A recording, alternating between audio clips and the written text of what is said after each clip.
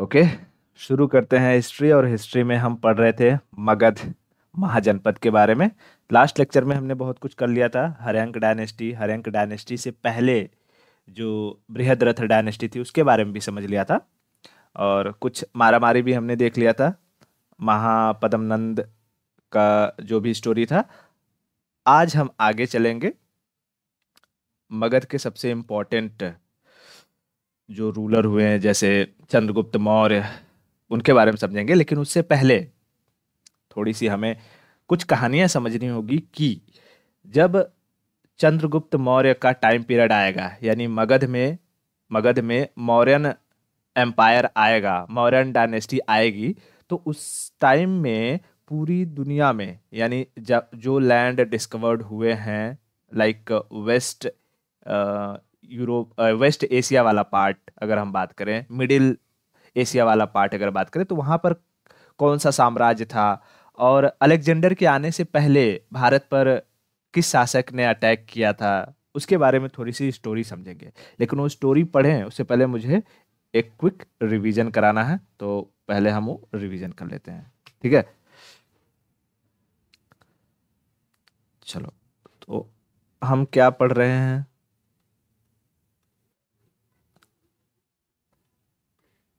Magadh empire.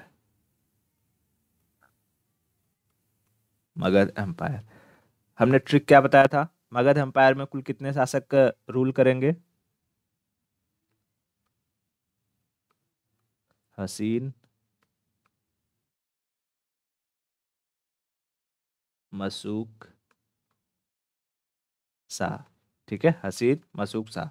अच्छा, ह से हर्यंक, सी से शिशुनाग, नंद, मौर्य, शुंग, कर्ण और सातवाहन। ठीक है। क्या हर्यंक डायनेस्टी से पहले भी कोई डायनेस्टी थी? कौन सी?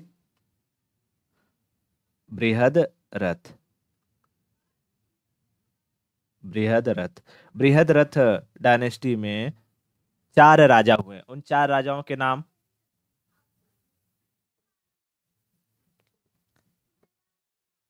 बृहद्रथ, जरासंध, सहदेव और रुपुंजय। बृहद्रथ, जरासंध, सहदेव और रुपुंजय। ठीक है। उसके बाद हमने शुरू किया था हर्यंक। हर्यंक, हर्यंक डायनेस्टी के फाउंडर और जितने राजा हुए हैं, फटाक से उनके नाम बोल दो। बिंबिसार, अजातशत्रु, उदयन और नागदशक। बहुत बढ़िया। बिंबिसार, अजातशत्रु, उदयन और नागदशक। ठीक है। उसके बाद हमने देखा था शिशुनाग, मतलब कि हाँ, शिशुनाग डायनेस्टी। शिशुनाग डायनेस्टी के फाउंडर शिशुनाग। ठीक है, शिशुनाग। और उसमें जो रूलर्स हुए हैं, वो रूलर्स के नाम बता दो फटाफट। शिशुनाग, कालाशोक, नंदी वर्मन। और नंदी वर्मन की हत्या के बाद उनका जो कमांडर रहेगा वो किस डायनेस्टी की स्थापना करेगा? नंद। नंद डायनेस्टी। नंद डायनेस्टी में कितने रूलर हुए? महापद्म धनानंद। महापदम नंद, और दूसरा इसका बेटा धनानंद। ठीक है, धनानंद। क्या धनानंद एक योग्य शासक था? नहीं, ये दारू वारू बहुत पीता था, डांस वांस देखता था, अल्कोहलिक था इनडायरेक्टली। और जब कोई रूलर अल्कोहलिक हो तो क्या लगता है कि उसके राज में प्रजा खुश रहेगी? नहीं। तो प्रजा भी इससे त्रस्त हो चुकी थी। इवन इसका घर परिवार के जो लोग थे, लाइक इसकी बेटी वगैरह, वो भी इससे खुश नहीं थी। अब हमने यहाँ तक देखा, हमने देखा कि किस तरीके से महापद्म नंद जिसने कलिंग पर अटैक किया। कलिंग पर अटैक करने के बाद उसने एक टाइटल लिया, क्या? एकराट। और वह जाति से शूद्र था। तो उसने सोचा कि हम जितने भी क्षत्रिय हैं, क्षत्रियों को मैं समाप्त कर दूंगा। और क्षत्रियों को समाप्त करने के लिए उसने सर्व छत्रांतक की उपाधि ली थी। ठीक है। उसके बाद जब महापद्म नंद की मृत्यु हुई, उसका बेटा बना धनानंद। धनानंद को सब कुछ चीजें आसानी से मिल गई थी। अब हम ये देखेंगे कि पहले हम एक इमेज ले लेते हैं, फिर उसके बाद समझते हैं कि क्या होगा स्टोरी में। Geography and world.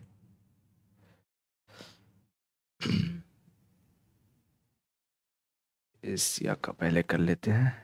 ठीक है। एक ये इमेज और एक इमेज और चाहिए हमें।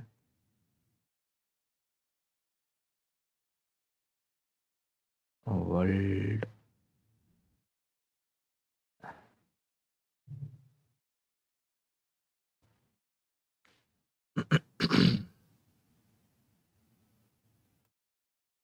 ठीक है, एक इमेज ये चाहिए।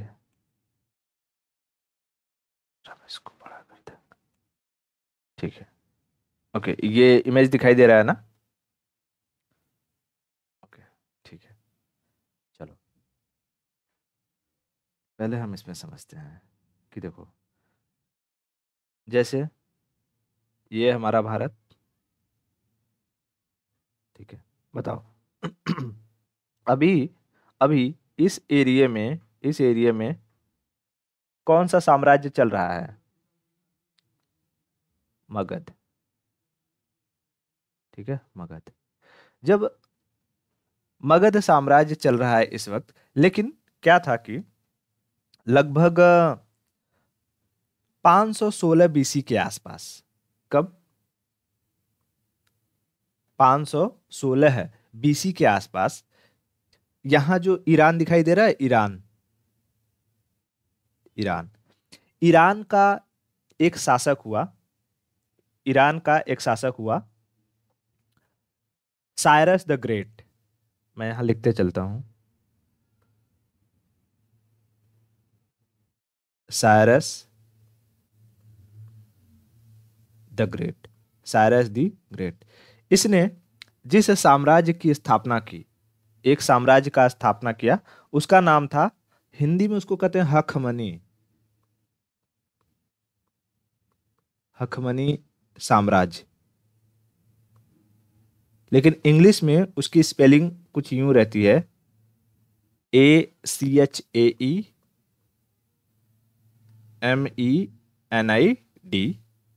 डायनेस्टी या एम्पायर। ठीक है, ये इसकी स्पेलिंग रहती है। तो हखमनी जो हिंदी वाला है वो थोड़ा सा अच्छा लगता है प्रोनाउंसिएशन करने में, तो ये कर लेना। बाकी लिखने के लिए ये है, इसको तुम लिख सकते हो। ठीक है। इसकी स्थापना करी किसने? हखमनी साम्राज्य की स्थापना करी Cyrus the great. Cyrus the great कहाँ? ईरान में। ईरान को उस वक्त क्या कहा जाता था? पर्सिया, पारस। पारस की खाड़ी है ना ये, फारस की खाड़ी, फारस। तो इंग्लिश में कहते थे पर्सिया। तो इसे पर्सियन अंपायर के नाम से भी जाना जाता है, पर्सियन अंपायर। और और यह अंपायर, यह जो साम्राज्य था, यह साम्राज्य पूरे यूरोप तक फैला। यूरोप, उसके बाद इजिप्ट। देखो, यहां से फैला, यहां से शुरू हुआ, उसके बाद ये पूरा यहाँ जो सेंट्रल एशिया है यहाँ तक फैला। फिर भारत का इधर तक एरिया फैल गया। यहाँ से जाते जाते इसने ये एरिया भी कब्जाया, कुछ एरिया भी कब्जा लिया। उसके बाद यहाँ से कुछ ये एरिया कब्जा लिया। उसके बाद यहाँ तक उसने ये एरिया कब्जा लिया। ठीक है। फिर यहाँ पर अटैक करते करते करते करते ग्रीस का ये एरिया भी कब्जा लिया। ठीक है। यहाँ तो ये जो जो मैंने जहां तक पूरा ब्लैक लाइन मारा है, ये पूरा का पूरा कौन सा एम्पायर है? हकमनी। हकमनी साम्राज्य फैल चुका है। हकमनी साम्राज्य फैल चुका है। इसका मतलब हम ये देख रहे हैं कि हकमनी साम्राज्य में अटैक कहां पर हुए हैं? भारत पर भी हुए हैं, तभी तो यहाँ के एरिया को कब्जाया रहेगा। हाँ। तो हकमनी साम्राज्य का जो राजा जो राजा भारत पर अटैक किया, उसका नाम था डेरियस प्रथम। क्या नाम था? डेरियस प्रथम। हिंदी में हम लोग इसे दाय बाहु कहते हैं, दाय बाहु प्रथम, दाय बाहु प्रथम। तो डेरियस प्रथम ने, डेरियस फर्स्ट ने भारत पर अटैक किया था, भारत पर अटैक किया था लगभग लगभग 516 बीसी के आसपास भारत पर अटैक किया था। ठीक है, अब देखो, जब इसने यहां से यहां पर अटैक किया भारत पर, तो बहुत सारे एरिया को कब्जा लिया, बहुत सारे एरिया को कब्जा लिया था। और यहां से अब ये इधर के एरिया पे रूल नहीं करता था, लेकिन यहाँ के जो रूलर्स थे, रूलर्स थे उनसे टैक्स वसूलता था। और एक मेजरिंग यूनिट का इस्तेमाल किया जाता है जिसको हम कहते हैं टैलेंट, टैलेंट।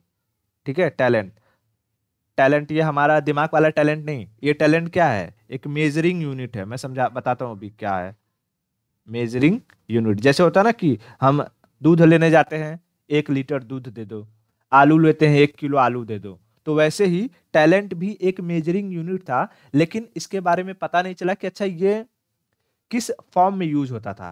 सिर्फ इतना पता चला है कि डेरियस इस क्षेत्र से, भारत वाले जो एरिया है इस क्षेत्र से उस वक्त में 307 टैलेंट सोना टैक्स के रूप में वसूलता था। कितना? 307 टैलेंट। तो अगर कभी एग्जाम में पूछ दे कि टैलेंट क्या है, तो टैलेंट एक मेजरिंग यूनिट है, मेजरिंग यूनिट है। ठीक है, टैलेंट एक क्या है, मेजरिंग यूनिट है। समझ में आया मेरी बात? बताओ, हखमनी साम्राज्य का कौन सा राजा था जिसने भारत की ओर अटैक किया था? डेरियस प्रथम। हखमनी साम्राज्य के संस्थापक का नाम क्या था? Cyrus the great. हखमनी साम्राज्य कहां तक फैला हुआ था? हाँ, मतलब ये सेंट्रल एशिया, सेंट्रल एशिया, उसके बाद वेस्ट एशिया, ये पूरा का पूरा, और यहाँ पर यूरोप का जो ग्रीस वाला एरिया है, ग्रीस, और यहाँ पर ये तुम्हारा इजिप्ट और जो क्या कहते हैं इसको, ये मेडिटेरेनियन सी का ये जो लास्ट बॉर्डरिंग है वो, और उसके बाद ये अरेबियन पेनिनसुला, अरेबियन पेनिनसुला का कुछ ऊपरी वाला हिस्सा, उसके बाद यहाँ पर यूएई और ओमान का ये हिस्सा। ठीक है, ये सारा का सारा किसके कब्जे में आ चुका था? हकमनी साम्राज्य के, हकमनी साम्राज्य के। उसके बाद इसकी जानकारी कभी पूछता है कि अच्छा इसकी जानकारी कैसे मिलती है, इसकी जानकारी हमें कैसे मिलती है?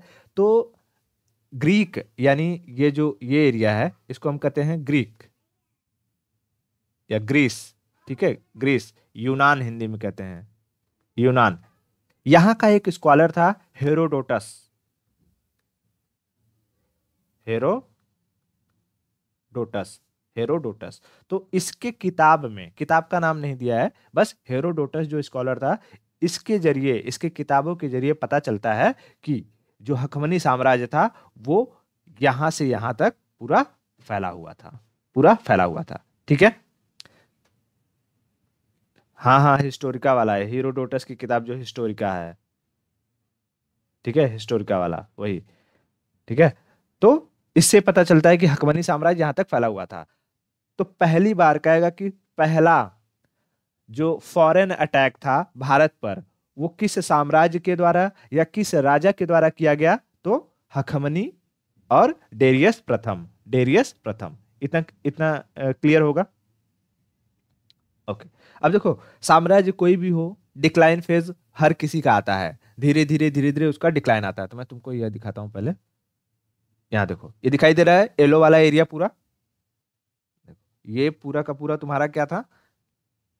ये हखमनी जो एम्पायर था। देखो यहाँ पर देखो, ये पूरा का पूरा एक ग्रीस का निचला सेक्शन है, उसके बाद ये लीबिया और इजिप्ट का यहाँ तक, फिर यहाँ से ये, उसके बाद ये यहाँ पर, फिर ये पूरा ओमान यूएई, और उसके बाद भारत में ये वाला रीजन जो राजस्थान के अंदर थोड़ा सा, उसके बाद ये गुजरात, फिर ये इंडस के किनारे का पूरा पाकिस्तान, और फिर यहाँ से अराल सी, मतलब जो कजाकिस्तान और उज्बेकिस्तान के बॉर्डर पर है, वहां तक का एरिया कैस्पियन सी, उसके बाद ब्लैक सी को टच करते हुए पूरा का पूरा टर्की, ये पूरा क्या था, हकमनी डायनेस्टी, हकमनी डायनेस्टी, हकमनी एम्पायर। ठीक है, इतना क्लियर हुआ। अब देखो, जैसे धीरे धीरे धीरे धीरे ये हकमनी साम्राज्य जो था, हकमनी साम्राज्य अब ये वीक पड़ने लगा। यहाँ के जैसे डेरियस प्रथम के बाद यहाँ के जो राजा है वो इतने शक्तिशाली नहीं थे, इतने शक्तिशाली नहीं थे। और जब ये वीक पड़ने लगा तब यहीं पर ये ग्रीस है। ठीक है, ग्रीस, ग्रीस में एक राजा का जन्म होता है। ठीक है, एक राजा का जन्म होता है, इसका नाम होता है फिलिप, फिलिप। ठीक है, फिलिप, वो राजा होता है फिलिप। और फिलिप का बेटा होता है अलेक्जेंडर निकेटर, अलेक्जेंडर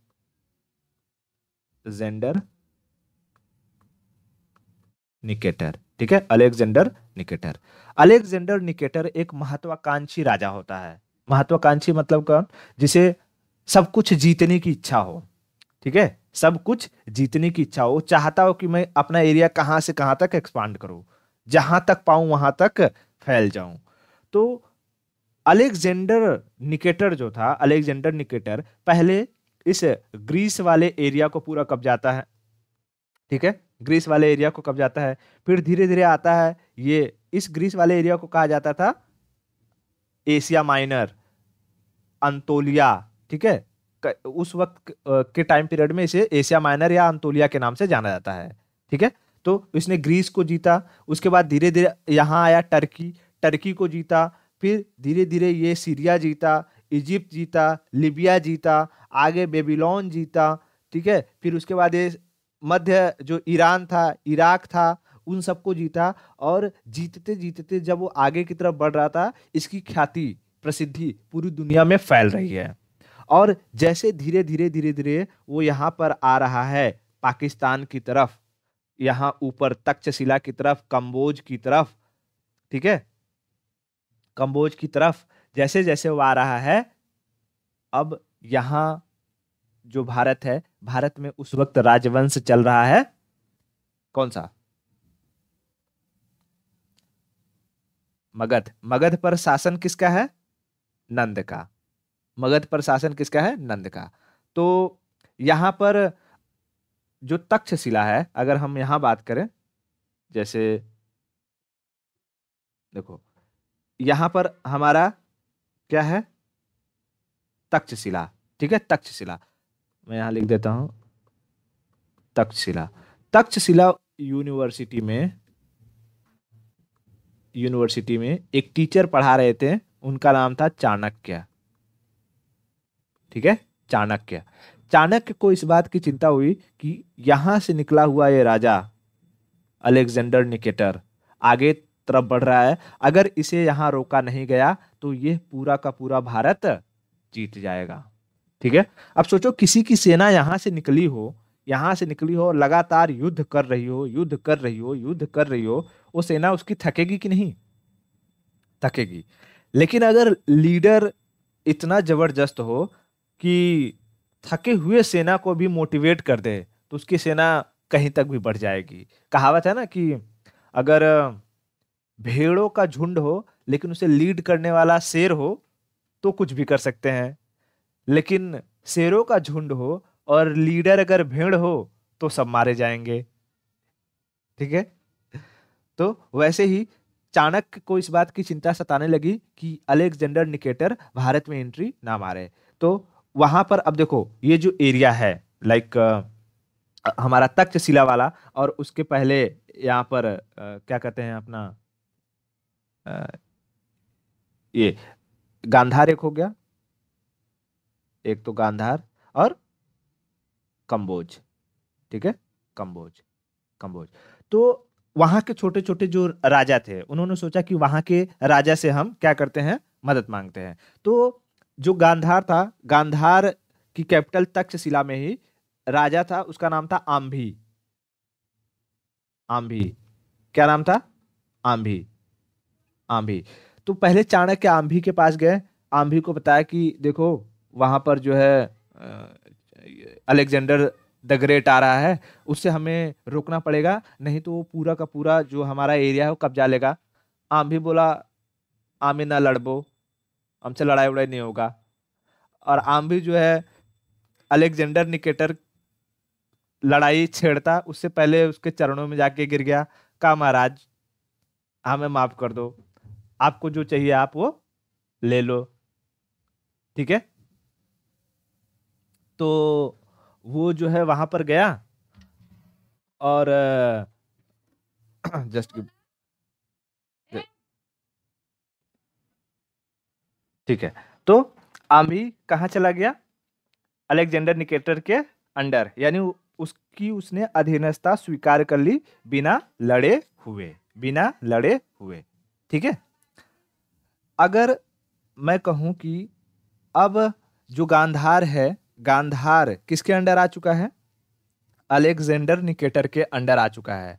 तो हमें यहाँ पर कुछ चीजें समझनी होगी, उसके लिए मुझे मैप की जरूरत होगी भारत के।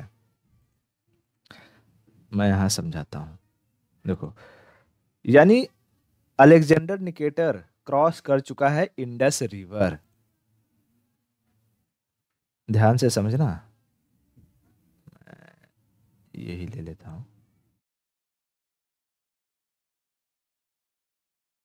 चलो थोड़ा सा इसको कट कर लेते हैं।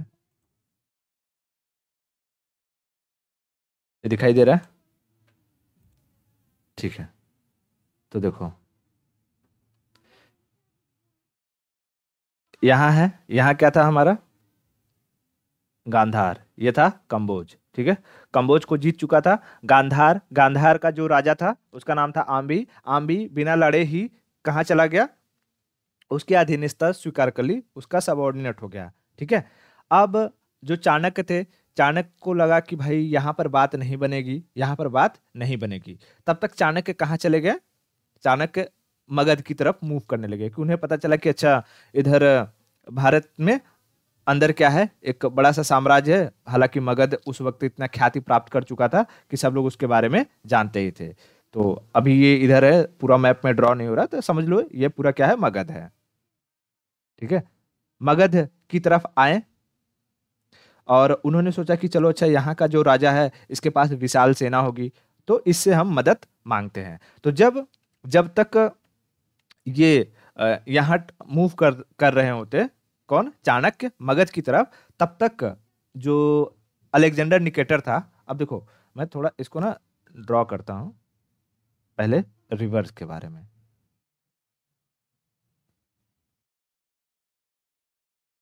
देखो, यहां से आ रही है कौन सी नदी है? Indus river. Indus river. ठीक है, इंडस रिवर।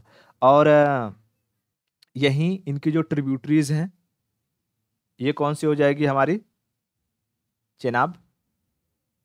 चेनाब, चेनाब। झेलम यहां से आएगी, ये झेलम। ठीक है। झेलम, चेनाब। उसके बाद रावी।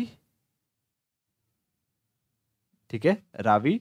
उसके बाद यहीं से आ जाएगी ये सुतलज, और ये आ जाएगी ब्यास। ब्यास रिवर को याद रखना, मैं इसको अलग कलर से ड्रॉ कर देता हूं। ब्यास, ब्यास को याद रखना। ठीक है। यहां पर बताओ, यहां पर जीत चुका है कौन सा साम्राज्य? गांधार। उसके बाद गांधार का राजा जो आम्भी था वो तो लड़ा नहीं, लेकिन जैसे ही उसकी सेना नीचे की तरफ मूव की, तो यहाँ सिंध प्रोविंस है। ठीक है। अभी इस मैप में पूरा नहीं दिख रहा है, तो अगर मैं एक दूसरा मैप भारत का ले लूं जिसमें थोड़ा ये दिखे, तो देखो, पाकिस्तान में कई प्रोविंस है, 4 प्रोविंस है। जैसे भारत में 28 राज्य, वैसे यहाँ पे तो ये वाला एरिया है सिंध है। ठीक है, सिंध। सिंध प्रोविंस कौन सा है? सिंध। और उस वक्त जो सिंध का राजा था, सिंध का राजा, उसका नाम था पोरस। सिंध के राजा का नाम था पोरस। पोरस। पोरस बड़ा ही बहादुर राजा था। राज्य उसका छोटा सा ही था, लेकिन बहुत ही बहादुर राजा था। उसने कहा, क्या कहा? कि तुम्हारी अधीनस्था आंभी ने स्वीकार कर ली होगी, लेकिन मैं नहीं करूंगा। और पोरस भिड़ गया। पोरस और अलेक्जेंडर के बीच में, पोरस और अलेक्जेंडर के बीच में अब ये जो लड़ाई होती है, वो लड़ाई यहां कहीं नहीं होती है, वो कहीं जाकर के झेलम नदी के किनारे होती है। ठीक है, मतलब झेलम और चेनाब जो नदी है, मैंने यहां जो बनाया था अभी, ठीक है, ये झेलम है और ये चेनाब है, झेलम और चेनाब। तो इस क्षेत्र में कहीं पर ये लड़ाई होती है, झेलम और चेनाब नदियों के बीच में यहां पर लड़ाई होती है। और यहां पर जो पोरस रहता है बहुत ही बहादुरी से लड़ता है। तो कई बार पूछता है कि अच्छा ये लड़ाई हुई कब, ये लड़ाई हुई कब? तो ये लड़ाई हुई थी 326 बीसी के आसपास, 326 बीसी के आसपास। लेकिन लेकिन इतनी बड़ी सैन्य अभियान करके आ रहा है कौन? Alexander Nicator. अलेक्जेंडर निकेटर, उसके सामने पोरस टिका नहीं और अंत में पोरस हार जाता है। लेकिन पोरस की बहादुरी को देखते हुए, पोरस की बहादुरी को देखते हुए अलेक्जेंडर जो निकेटर थे, मतलब अलेक्जेंडर जो निकेटर था उसकी पत्नी थी, अलेक्जेंडर निकेटर की पत्नी, क्या नाम था उसकी पत्नी का? कुछ याद है? मतलब इसके बारे में कुछ पता है? अलेक्जेंडर निकेटर की, मैं यहां लिखता हूं,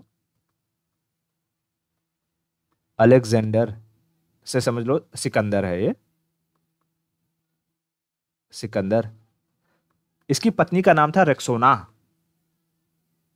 रेक्सोना, रेक्सोना पोरस की बहादुरी के देखकर बहुत खुश हुई।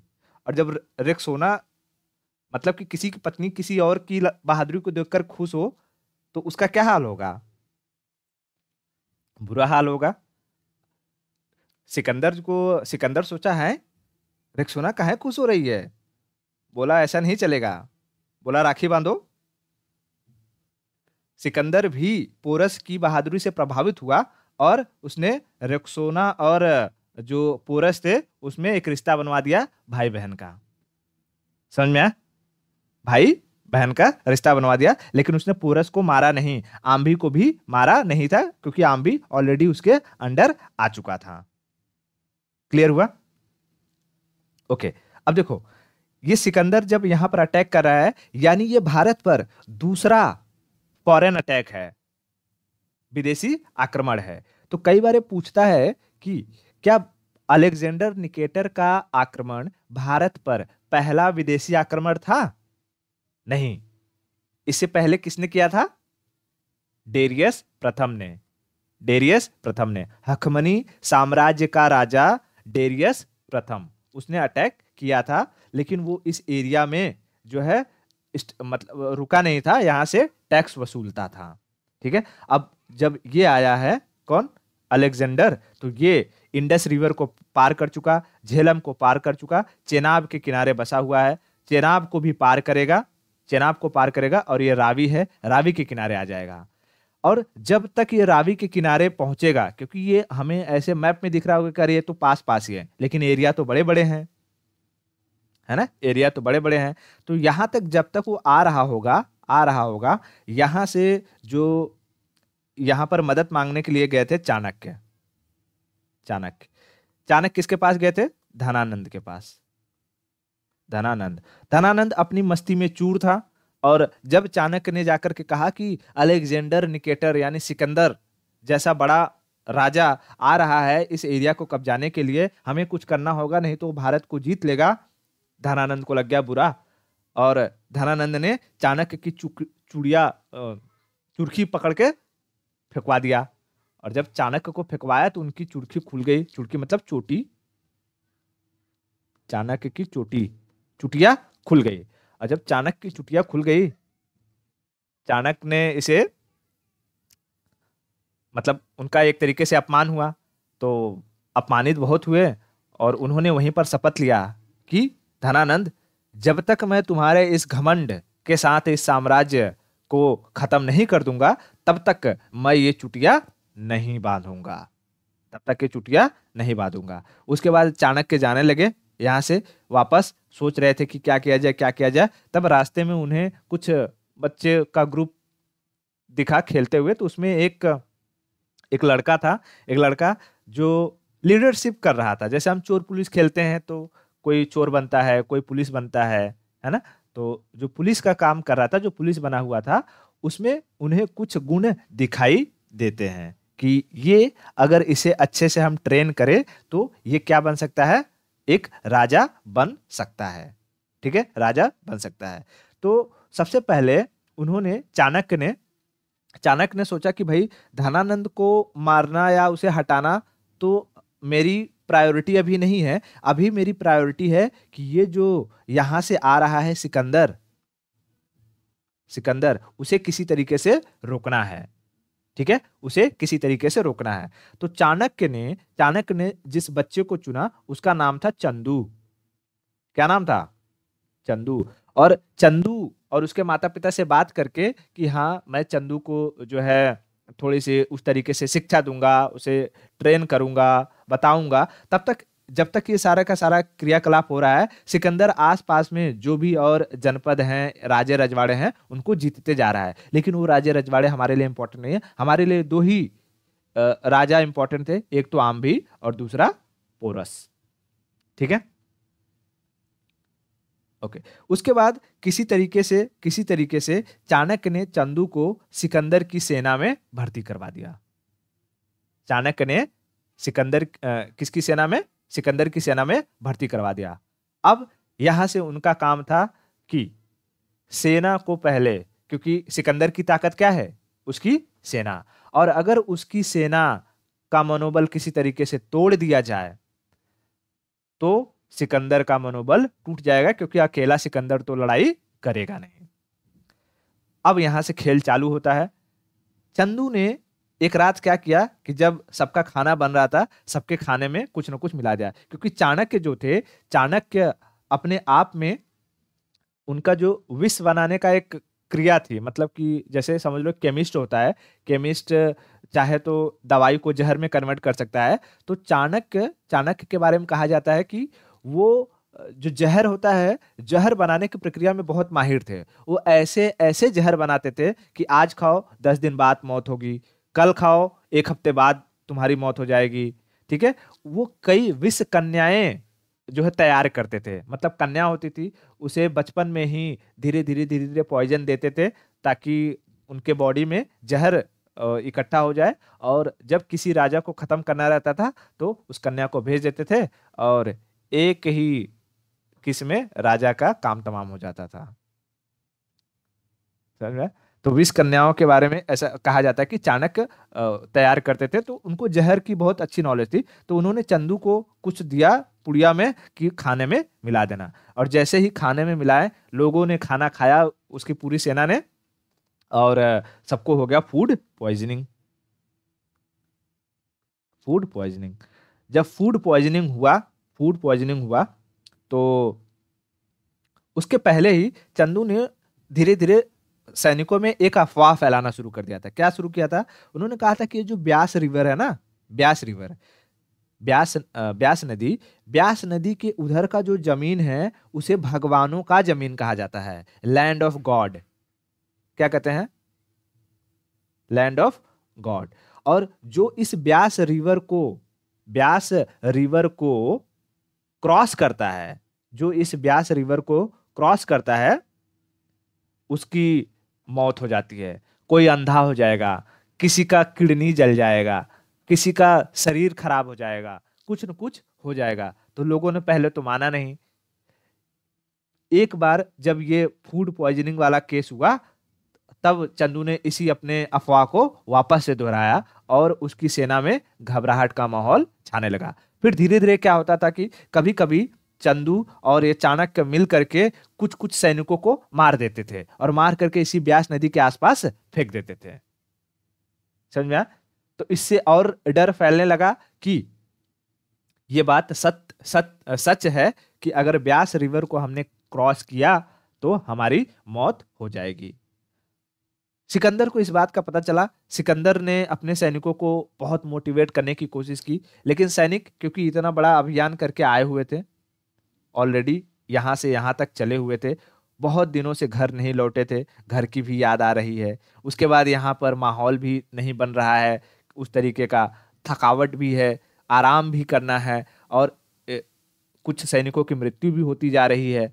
तो इसके जो बाकी बचे हुए सैनिक थे वो पूरी तरीके से डिसएग्री कर गए कि नहीं, हम अब इसके आगे नहीं बढ़ेंगे, हम इसके आगे नहीं बढ़ेंगे। सिकंदर ने लाख कोशिश करी कि नहीं, हमें आगे बढ़ना है, चलना है, लेकिन ये लोग यहां से टस से मस नहीं हुए, आगे बढ़े नहीं। और अंततः सिकंदर को हार करके यहां से वापस जाना पड़ा। तो क्या सिकंदर ब्यास नदी को क्रॉस कर पाया? नहीं, सिकंदर ब्यास नदी को क्रॉस नहीं कर पाया। अब इसे यहीं से ही रिटर्न होना पड़ा। लेकिन जब ये रिटर्न होगा तो भाई जो ये सब एरिया जीता है वो क्या होगा? तो वो अपने जो विश्वास पात्र सैनिक होंगे या जो राजा वहां का होगा उनके अंडर में करेगा, रख देगा और उनसे वहां से टैक्स वसूलेगा। तो इसने जो गांधार वाला एरिया था वो आम्बी को लौटा दिया। ठीक है, उसके बाद जो झेलम और ब्यास, जहां पर लड़ाई हुई थी झेलम और ब्यास के किनारे, वहां तक का जो एरिया था वो पूरा का पूरा पोरस को दे दिया। ठीक है, वो पूरा का पूरा पोरस को दे दिया। उसके बाद इंडस जो रिवर है, लाइक यहाँ देखो मैं तुमको समझाता हूँ, यहाँ इसको समझो,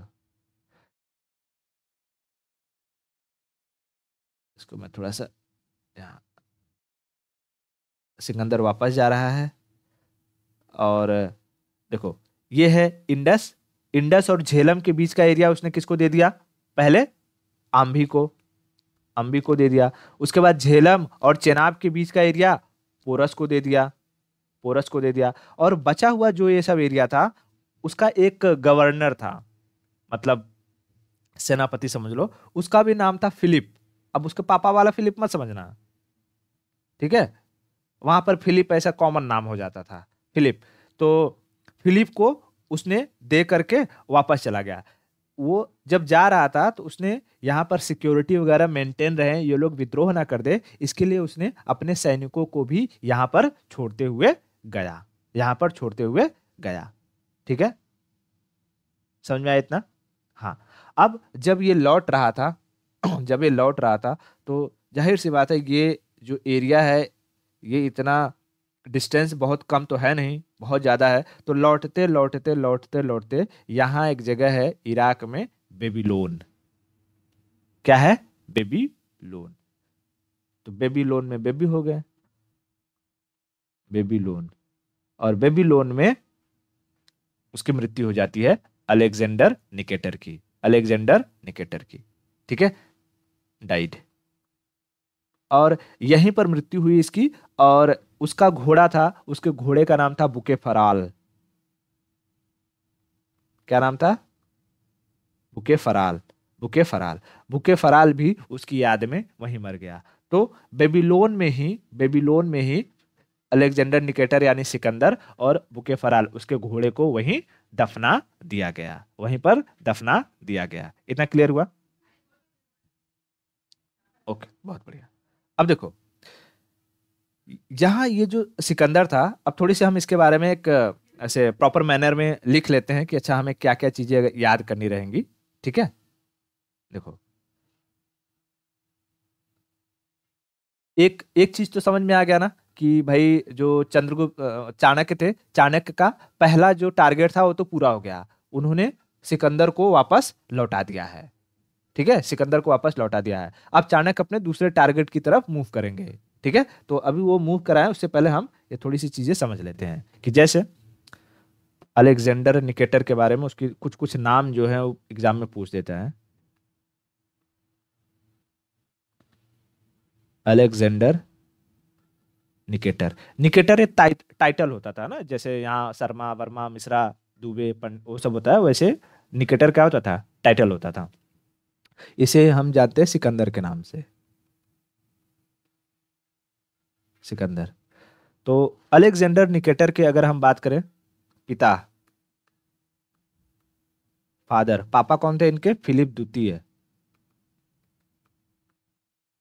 फिलिप द्वितीय, फिलिप द्वितीय। पत्नी, पत्नी थी रेक्सोना। ठीक है, पत्नी रिक्सोना थी। ठीक है, उसके बाद इसके अगर गुरु की बात करें, टीचर, टीचर, टीचर, इसके टीचर थे अरिस्टोटल, अरस्तु, अरिस्टोटल, हिंदी में इनको हम कहते हैं अरस्तु। सोचो, जब गुरु इतना महान हो, जो है दर्शन की दुनिया में अरिस्टोटल का काफी बड़ा नाम है। तो जब हम एथिक्स पढ़ेंगे तो एथिक्स में हमें कुछ दार्शनिकों के बारे में पढ़ना होता है, जिसमें वो दार्शनिक होते हैं, जैसे पहले हम पढ़ते हैं सुकरात के बारे में। सुकरात का चेला होता है प्लेटो, प्लेटो के बारे में। और प्लेटो का जो चेला होता है वो होता है अरस्तु, अरस्तु, इसके बारे में। ठीक है, तो हम ये सब इनके बारे में कहाँ पढ़ते हैं? एथिक्स में। ठीक है, तो यहाँ टीचर कौन है? टीचर कौन हो गया इसके? Aristotle, Aristotle. ठीक है, अरिस्टोटल। बताओ इसके घोड़े का नाम क्या था?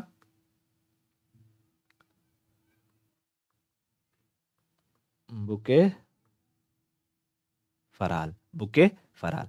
इसके दो ये आर्मी, आर्मी और नेवी, आर्मी और नेवी इसकी दोनों सेना थी, तो दोनों सेनाओं के हेड का नाम याद रखना है। एक का नाम नेवी जो चीफ था, नेवी चीफ, इसका नाम था नियारकस निकेटर, नियारकस निकेटर। और जो आर्मी चीफ था, आर्मी चीफ था, उसका नाम था सेलुकस निकेटर, सेलुकस निकेटर। ठीक है, नेवी चीफ, नेवी से याद रखना नियारकस, और आर्मी का सेलुकस। ठीक है, आर्मी का सेलुकस, नेवी का नियारकस और आर्मी का सेलुकस, आर्मी का सेलुकस। ठीक है, आर्मी का सेलुकस। इतना क्लियर हुआ? ओके, बहुत बढ़िया।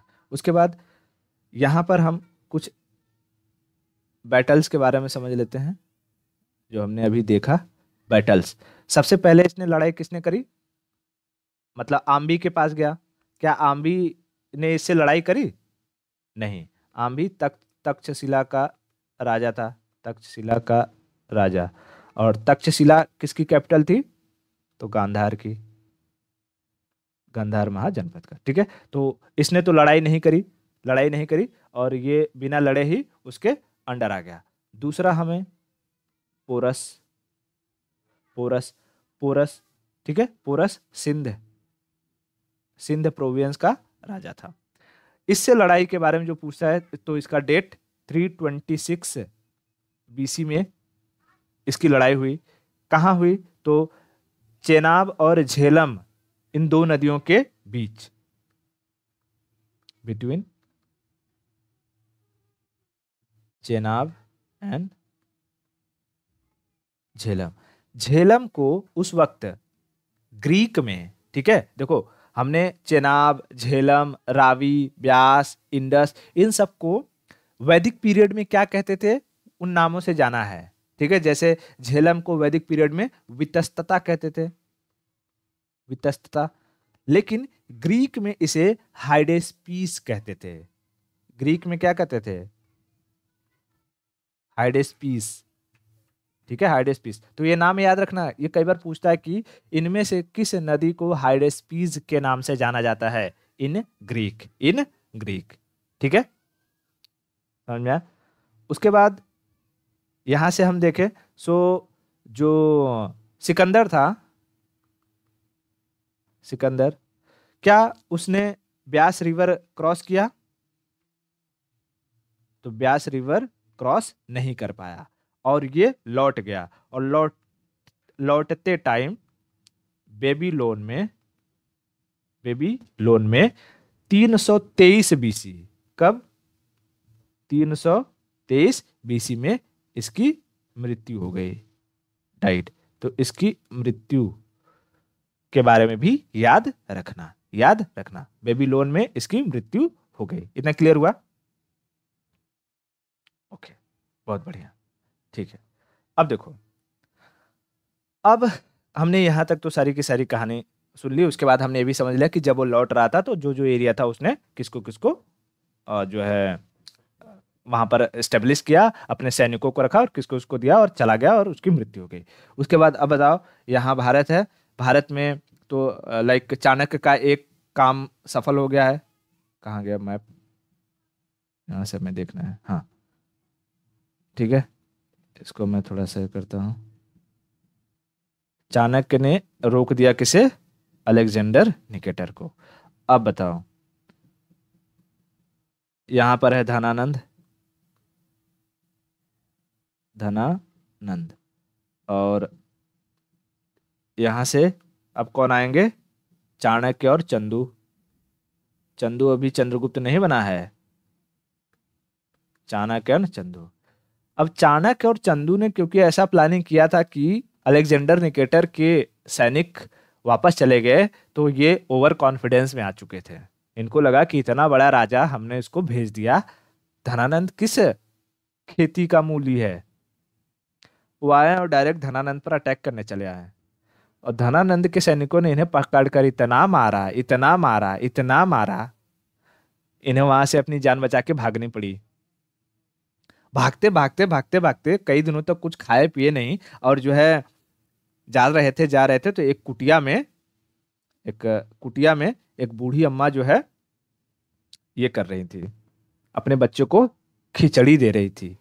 खिचड़ी तो प्लेट में गरम गरम खिचड़ी खाने में मजा आता है।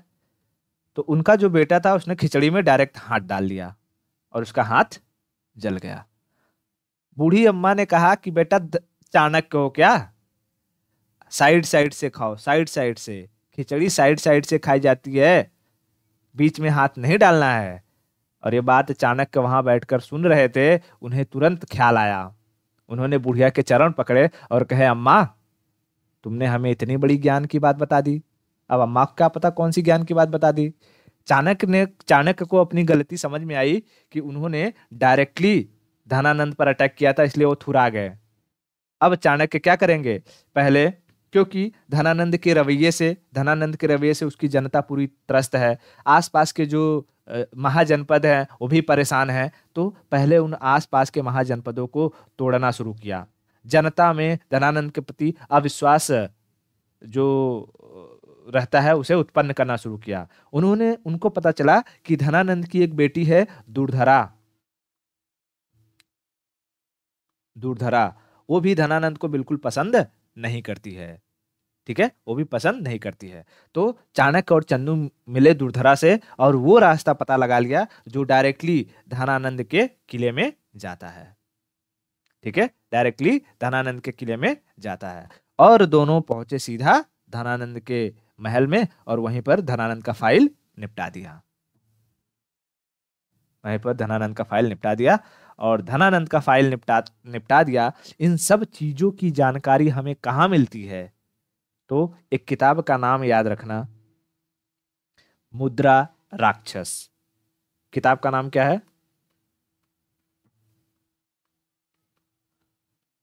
मुद्रा राक्षस। मुद्रा राक्षस ये किताब है विशाख दत्त की। किसकी किताब है?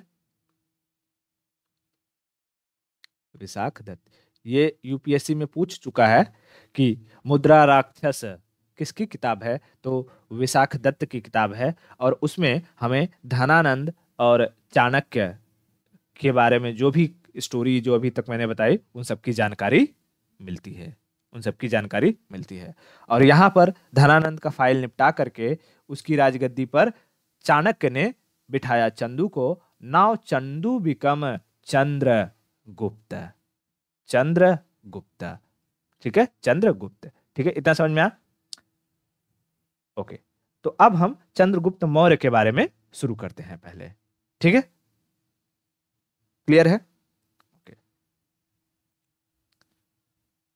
चलो, वी हैव टाइम। तो देखो, यहां से हम शुरू करते हैं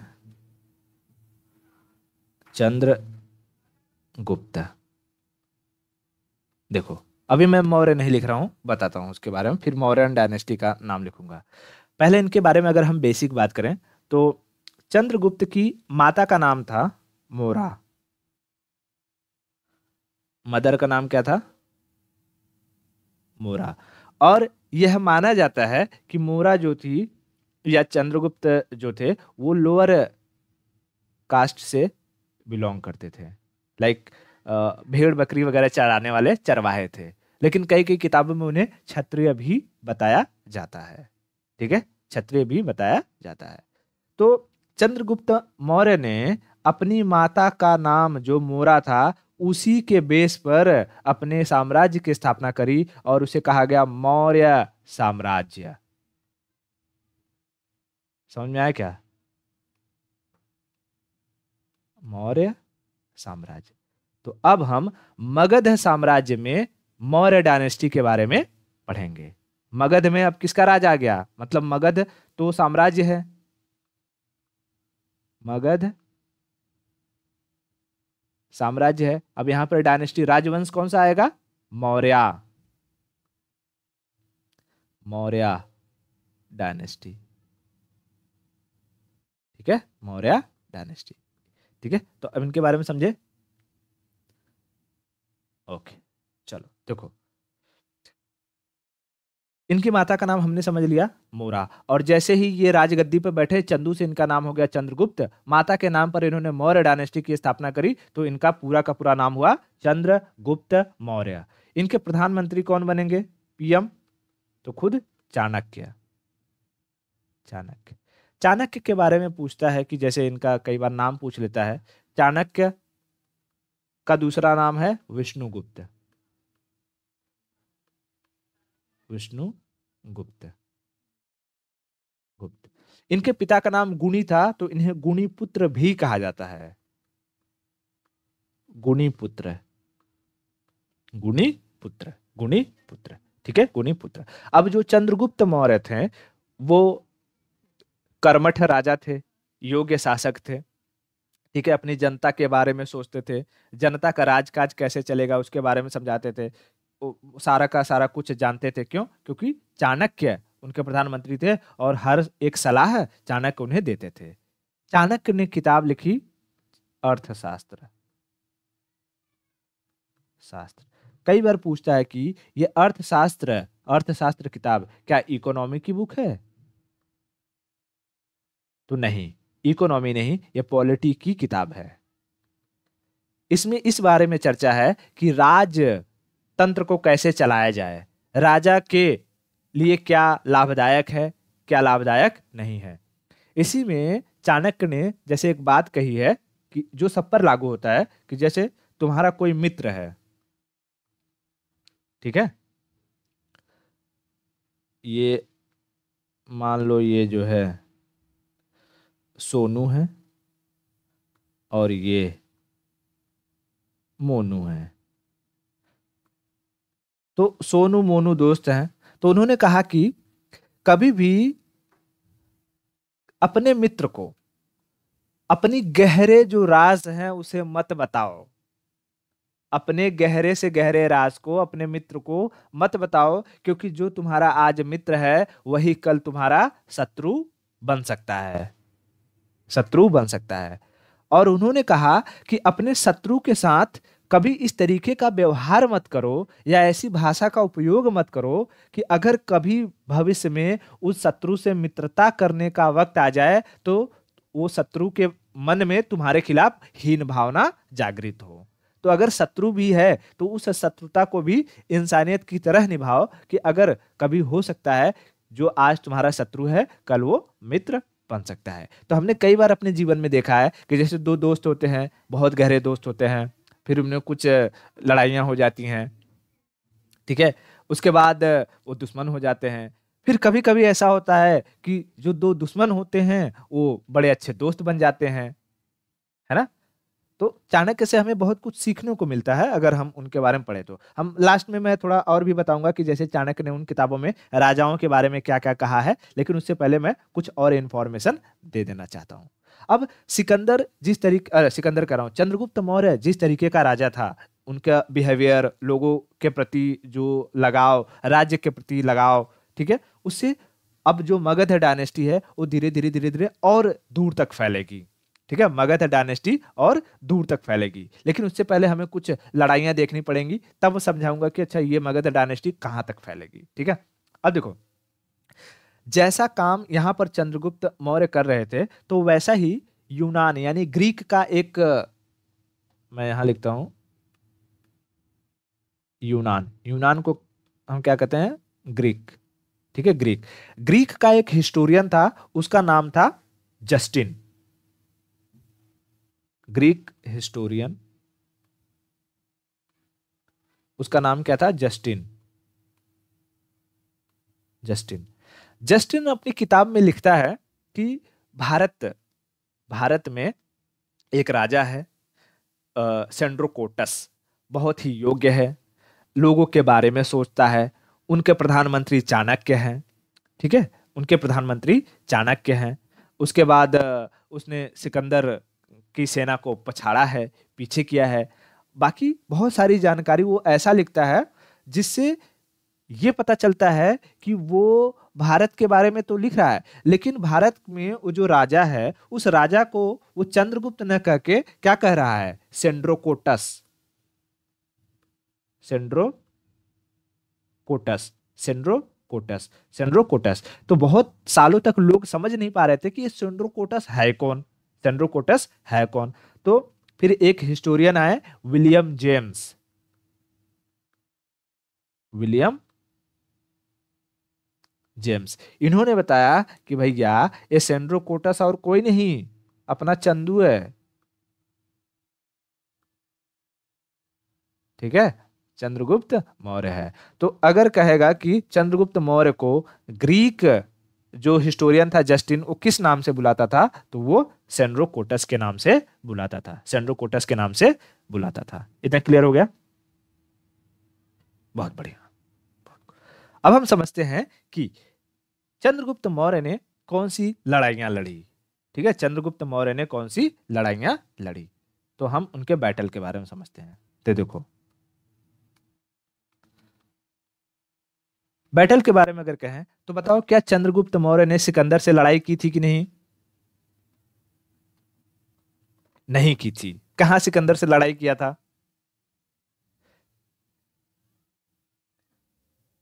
वो तो छल कपट हो गया ना। लाइक, अगर कोई रॉ का एजेंट है, वो जा करके तुम्हारे सैनिकों में फूट डाल दे, तुम्हारे सैनिक तुम्हारे खिलाफ हो जाए, तो उसको हम यूं कहें, ये थोड़ी कहेंगे कि भारत ने उससे लड़ाई ले ली या लड़ाई कर लिया। तो चंद्रगुप्त मौर्य ने जो है अलेक्जेंडर से लड़ाई नहीं की थी। उन्होंने पहली जो अपनी लड़ाई करी वो किसके खिलाफ करा? धनानंद,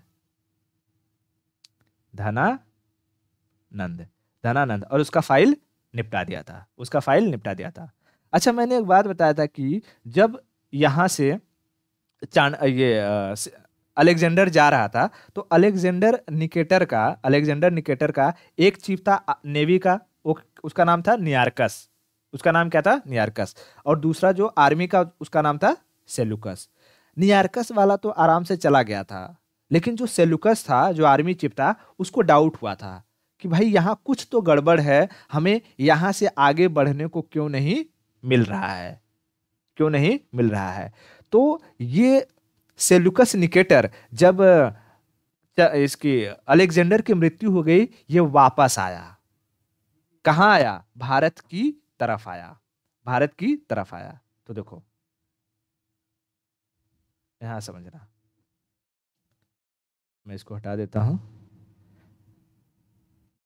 सेलुकस निकेटर वापस कहाँ आएगा? भारत की तरफ। सेलुकस निकेटर, ठीक है, सेलुकस निकेटर भारत की तरफ आएगा। क्यों आएगा? क्योंकि उसे कहीं ना कहीं डाउट था कि यहाँ कुछ तो गड़बड़ है और हमें यहाँ से जा करके ये एरिया को जीतना है। वो आया पहले तो, उसके जो लाइक वो उस टाइम जब आर्मी चीफ था, तो उसके पता था कि यहाँ ब्यास रिवर है, और ब्यास रिवर को लोग भगवानों, ब्यास रिवर के बाद वाले जमीन को भगवान की जमीन कहते हैं। वहां सब मरने लगते हैं। वो बोला कुछ नहीं होता है, वो ब्यास रिवर हिल गया, ब्यास रिवर को पार कर गया।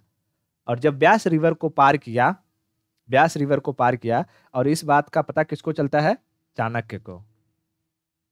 चाणक्य, चाणक्य ने चंद्रगुप्त से कहा कि सेल्यूकस आया है।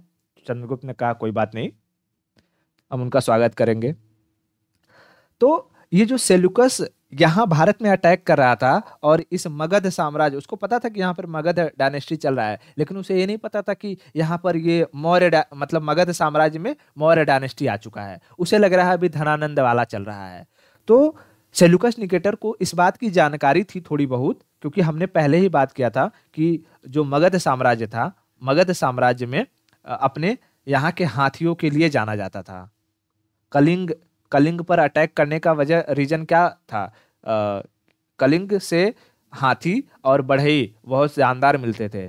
तो उसे पता था कि जो मगध साम्राज्य है वहां पर जो शासक है धनानंद या नंद डायनेस्टी, उसके पास हाथियों की सेना बहुत जबरदस्त होगी। तो यहाँ से वो हाथी लेकर आया था, हाथियों की फौज लेकर आया था। ठीक है, हाथियों की फौज, और अपने साथ रथ लेकर आया था। रथ, ठीक है, जो महाभारत वगैरह में रथ का यूज करते थे ना, दो घोड़े रहते थे, फिर वो करते थे, तो रथ लेकर आया था। और इस बात की जब पता चला किसको, चाणक्य को, तो चाणक्य ने एक नीति बनाई कि उन्होंने कहा एक काम करते हैं, एक काम करते हैं, जब बारिश का टाइम पीरियड आता है, बारिश का टाइम पीरियड आता है, तो यहाँ जो इंडस इंडस रिवर के अगर आसपास की अगर हम बात करें, तो यहाँ पर सब बाढ़ आ जाएगा। और उस वक्त जो है इन नदियों में भी बहुत बाढ़ आ जाता था। तो ये सारे का सारा जो तराइन वाला एरिया होता था इधर, ये पूरा बाढ़ बूढ़ा से भर जाता था। ठीक है, तो चाणक्य ने कहा कि हम किसी तरीके से पहले सेल्यूकस को यहाँ पर उलझा कर रखते हैं, और बारिश वाले टाइम पीरियड का थोड़ा सा वेट करते हैं। क्यों वेट करते हैं? कि जैसे ही ये एरिया में अगर पानी भर जाएगा, तो हम यहाँ से अपना सैन्य अभियान करेंगे, और अपने सैनिकों में हम ज्यादातर घोड़े रखेंगे। क्या रखेंगे? घोड़े। घोड़े क्यों? क्योंकि हाथी जब आएगी और पानी भरा दलदली एरिया है, तुम्हें पता नहीं है, और अगर हाथी एक बार स्लिप होकर गिर गई तो बताओ, और घोड़ा स्लिप होकर गिर गया, तो हाथी जल्दी उठेगा या घोड़ा? घोड़ा उठेगा। ठीक है, घोड़ा उठेगा। और ऐसा ही हुआ, ये एरिया में सेल्यूकस निकेटर की सेना आई और वो सेना फंस गई। लड़ाई हुआ, झमाझम तलवारें चल रही हैं, गर्दनें कट रही हैं, खून फचाफच निकल रहा है। सेल्यूकस निकेटर थोड़ी टाइम में देखा, एक दो दिन हुआ, वो हारने लगा, वो हारने लगा। उसके बाद उसने एक चाल चली, उसने कहा कि अगर ऐसे लड़ते रहे तो जो है गड़बड़ हो जाएगा। सेल्यूकस निकेटर की एक बेटी थी, उसका नाम था कार्नेलिया। कार्नेलिया, उसने कार्नेलिया को बाहर निकाला। वो उसका कहते हैं ना, इक्का होता है जो पान, हुकुम का इक्का। कार्नेलिया उसके हुक्म का इक्का थे, उसने बाहर निकाला। और कार्नेलिया, सोचो इस रीजन से आए हुए हैं, इधर से, यहाँ के लोग वैसे ही खूबसूरत होते हैं, सीबीएसई बोर्ड। तो कार्नेलिया जैसे ही बाहर आई, चंदू किसने देखा? चंद्रगुप्त ने। अब चंद्रगुप्त की भी तो उम्र हो गई है। चंद्रगुप्त ने देखा कार्नेलिया को, कार्नेलिया ने देखा चंद्रगुप्त को, चंद्रगुप्त को हो गया प्यार।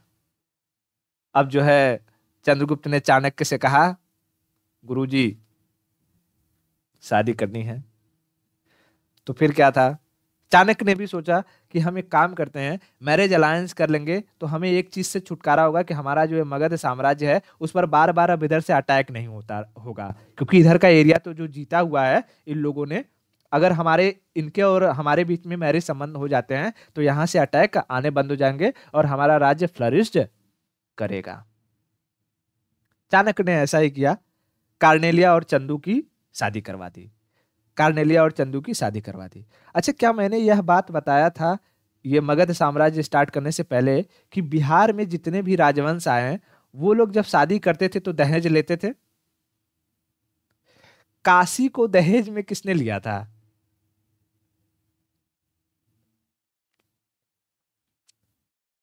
पॉइंट, बिंबिसार है। बिंदु, चंदू का जो बेटा आएगा वो बिंदु आएगा। वो बिंबिसार है। ठीक है, अजात शत्रु का बाऊ। ठीक है, उसने दहेज में लिया था, उसने काशी।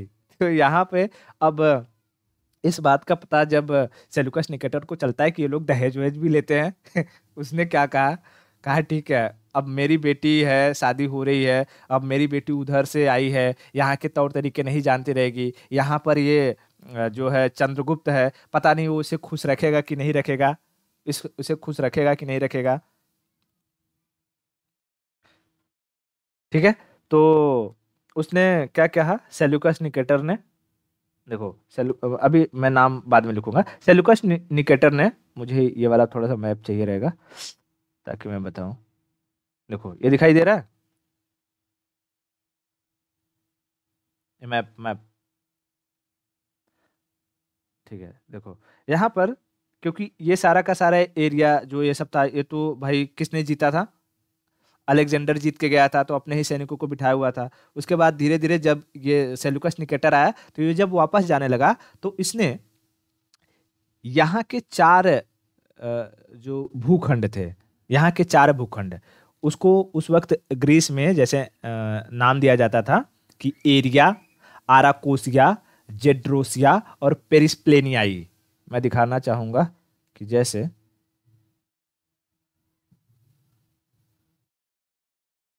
यहाँ देखो, इसमें यहाँ दिखाई देगा तुमको एरिया, ठीक है, एरिया, उसके बाद आराकोसिया, जेड्रोसिया और पेरिसिनिया। ठीक है, ये सारे के सारे, ये सारे का सारा जो क्षेत्र था उसने दहेज में दे दिया, और ये सारा क्षेत्र मिल करके आज का जो हमारा अफगानिस्तान और पाकिस्तान बनता है। आज का हमारा अफगानिस्तान और पाकिस्तान बनता है। ठीक है। अब इस एरिया, आराकोसिया, जेड्रोसिया और पेरिस्प्लेनियाई को अगर हम इसमें बात करें, क्या कहते हैं हिंदी में, तो काबुल, कंधार, मकरात और हेरात के नाम से जाना जाता है। ठीक है, तो काबुल, कंधार पूरा का पूरा अफगानिस्तान में आ जाएगा, और मकरात और हेरात पूरा पाकिस्तान में आ जाएगा। तो ये जो पूरा का पूरा अफगानिस्तान, अफगानिस्तान और ये पूरा का पूरा पाकिस्तान, ये किसके अंडर आ गया, ये आ गया मगध, मगध के अंडर आ गया। और नाउ अब ये जो मगध महाजनपद है या मगध साम्राज्य है, अब वो यहाँ उड़ीसा से होते हुए पूरा ये एरिया यहाँ तक और यहाँ तक पूरा फैल चुका है। समझ में आया? इतना क्लियर हो गया? ओके। अब भाई दहेज में उसे क्या मिल गया, पूरा का पूरा अफगानिस्तान और पूरा का पूरा पाकिस्तान, पूरा का पूरा पाकिस्तान।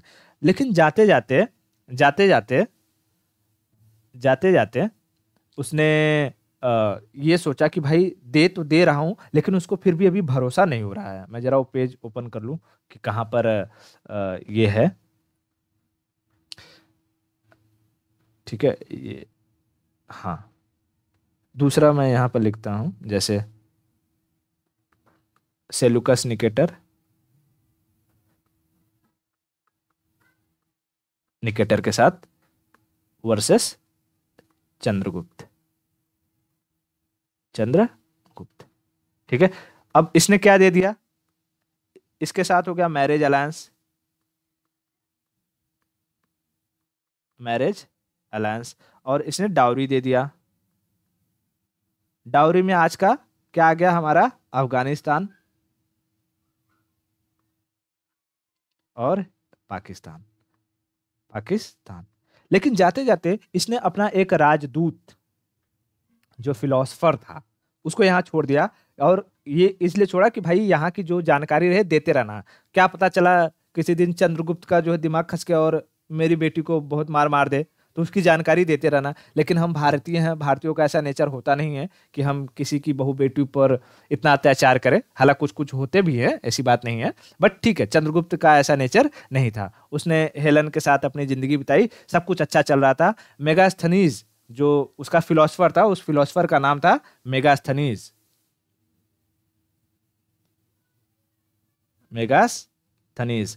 मेगास्थनीज वहीं उनके दरबार में रहा, सारी चीजों को देखता रहा, पूरे भारत को समझता रहा, और उसने भारत के बारे में एक किताब लिखी, उसका नाम रखा इंडिका। क्या नाम रखा, इंडिका, इंडिका। ठीक है, इंडिका। तो कभी कई बार पूछता है कि इंडिका किसकी पुस्तक है, मेगास्थनीज की पुस्तक है। ठीक है, और इसने मेगास्थनीज ने भारतीय समाज को 7 भागों में डिवाइड कर दिया। मतलब उसमें 7 भाग बनाए, और उसने कहा कि भारतीय लोग पढ़ने में ज्यादा इंटरेस्ट रखते हैं एज कंपेयर टू लिखने में। ठीक है, पढ़ने में ज्यादा क्या रखते हैं, इंटरेस्ट रखते हैं एज कंपेयर टू लिखने में। लिखने में इतना क्लियर हुआ? ओके। अब हम ये समझ लेते हैं कि जैसे चंद्रगुप्त मौर्य ने जब इतना सब कुछ किया, उसे एरिया वगैरह सब कुछ मिल गया, एरिया अराकोसिया, जेडूसिया, प्रेस्पिलिनियाई यानी अफगानिस्तान, पाकिस्तान, ये सब मिल गया। तो इसका एरिया कहाँ तक फैला हुआ था, टोटल जो इसका साम्राज्य था वो कहाँ तक फैला हुआ था, उसके बारे में हम समझ लेते हैं। तो मैं थोड़ा सा ये वाला मैप देखूँ कहाँ है। देखो, जैसे अगर हम इसकी बात करें तो देखो, हमें यहाँ से पूरे कुछ कुछ जगह से क्या मिलते हैं, अभिलेख मिलते हैं, इंस्क्रिप्शंस मिलते हैं। जैसे अगर हम बात करें तो यूपी का जगह गोरखपुर, गोरखपुर से हमें एक अभिलेख मिला है, शाहगौर, शाह गौर इंस्क्रिप्शन। ठीक है, अब मैं इंस्क्रिप्शन नहीं लिखूंगा, समझ लो ये सारा का सारा अभिलेख है। तो इससे हमें पता चलता है कि जब ये इनका टाइम पीरियड चल रहा था चंद्रगुप्त का, तो एक बार यहाँ पर बहुत भयंकर फेमाइन आया था। तो बताओ ये फेमाइन के बारे में हमने चर्चा की है कि नहीं, जब हम पढ़ रहे थे जैनिज्म। ठीक है, जैनिज्म। और जैनिज्म में मैंने बताया कि इस पूरे का पूरा मगध जो साम्राज्य था वहां पर आ गया था फेमाइन, और इसी फेमाइन से त्रस्त होकर भ्रमण बाहु के नेतृत्व में चंद्रगुप्त मौर्य कहाँ चला जाएगा, कर्नाटका। और वहां पर वो श्रवण बेल गोला में अपना प्राण त्याग देगा संलेखना विधि से। लेकिन अभी हम उसे चंद्रगुप्त को अभी यहाँ मरवाएंगे नहीं, अभी रुको। पहला तो हमें गोरखपुर से मिला शाहगौर अभिलेख, जिससे हमें सूखे के बारे में पता चलता है। दूसरा चीज, वेस्ट बंगाल में, कोलकाता में, वेस्ट बंगाल में एक जगह है महास्थान, वहां से एक इंस्क्रिप्शन मिला है। तो उसी जगह के नाम पर पड़ गया महास्थान, महास्थान इंस्क्रिप्शंस, महास्थान इंस्क्रिप्शंस, जिससे इस बात की भी जानकारी मिलती है कि जो मगध था वो ईस्ट में पश्चिम बंगाल तक फैला हुआ था, पश्चिम बंगाल तक। और उड़ीसा में अगर हम बात करें तो कलिंग युद्ध से पता चलता था कि भाई कलिंग को भी जीता हुआ था, तो ये एरिया उड़ीसा तक फैला हुआ था। उसके बाद गुजरात में एक इंस्क्रिप्शन मिला, उस इंस्क्रिप्शन का नाम है जूनागढ़ है, जूनागढ़ अभिलेख। और ये जूनागढ़ अभिलेख चंद्रगुप्त मौर्य ने नहीं, बल्कि वहां का एक शासक हुआ रुद्र दामन, उसने बनवाया है। और उसने इसमें लिखवाया है कि यही जूनागढ़ में एक लेक था, उस लेक का नाम है सुदर्शन लेक, सुदर्शन झील। और इस सुदर्शन झील के बारे में उसने कहा कि यह इस सुदर्शन झील का निर्माण चंद्रगुप्त मौर्य ने करवाया था। क्यों करवाया था? कि यहाँ पर खेती वगैरह होती थी, तो उसके लिए सिंचाई वगैरह की व्यवस्था की जा सके। तो इस जूनागढ़ अभिलेख से पता चलता है कि चंद्रगुप्त मौर्य का जो साम्राज्य था वो ईस्ट में बंगाल, उसके बाद यहाँ उड़ीसा, फिर यहाँ वेस्ट में गुजरात, और उसके बाद दहेज की वजह से पूरा पाकिस्तान और अफगानिस्तान यहाँ तक फैला हुआ था, फैला हुआ था। इतना बात समझ में आया? ओके। उसके बाद अब हम जो है इन्हें मारते हैं, इनका कहानी खत्म करते हैं। वही जब फेमाइन यहाँ पर आएगा, उसके साथ ही वो भद्रबाहु के नेतृत्व में कहाँ चले जाएंगे? कर्नाटका। कर्नाटका के स्वर्ण बेलगोला पर्वत पर संलेखना विधि से अपने प्राण को त्याग देंगे। तो अगर कभी पूछा कि चंद्रगुप्त मौर्य ने किस धर्म को अपनाया था? Jainism, Jainism. और 298 बीसी, 298 बीसी में चंद्रगुप्त मौर्य की मृत्यु हो जाती है, चंद्रगुप्त मौर्य की मृत्यु हो जाती है। इतना क्लियर हुआ? ठीक है, तो हमने सारा का सारा कहानी बता दिया कि किस तरीके से मगध साम्राज्य पर मौर्य डायनेस्टी की स्थापना हुई, कितनी लड़ाइयाँ हुई, कौन से किताब लिखे गए।